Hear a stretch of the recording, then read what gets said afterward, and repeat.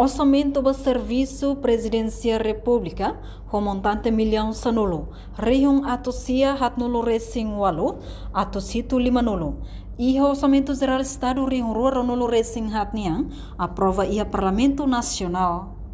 Quinta-feira, Parlamento Nacional continua halau debate OZE, tina fiscal reunião rua nulo racing hat, e a fase especializada, o membro governo Cira e a Parlamento Nacional.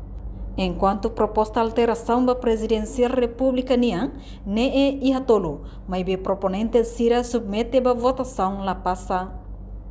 Também o presidente do Parlamento Nacional, deputada Maria Fernanda Lai, submete a votação.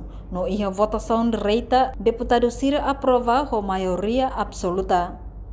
Orçamento nebe aloca para Serviço Presidencial República, se fahe ba categoria 5, composto husi salário vencimento ia milhão hat, ponto rihung atus ida sia, ponto atus sia hitu nulo resing ida, bens di serviço ia milhão 5, ponto rihung atus 5, tol nulo resing walu, pontos atus rua nulo, transferência pública ia milhão ida ponto rihung 5 nulo, ponto atus 5 nulo residência, ba capital menor mamuk, enquanto ba capital desenvolvimento ia rihung atus rua 5 nulo.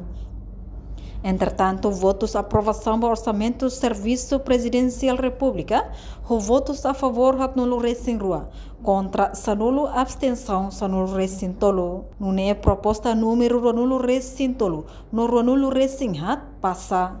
Reportagem Melda Fátima, televisão te propôs. Janela informação ba Emma Hoto. Atual informação atual dia Gliu, que tá halua. Hanehan butang subscribe, like, halo comentário no file butang ba media sosial Hoto.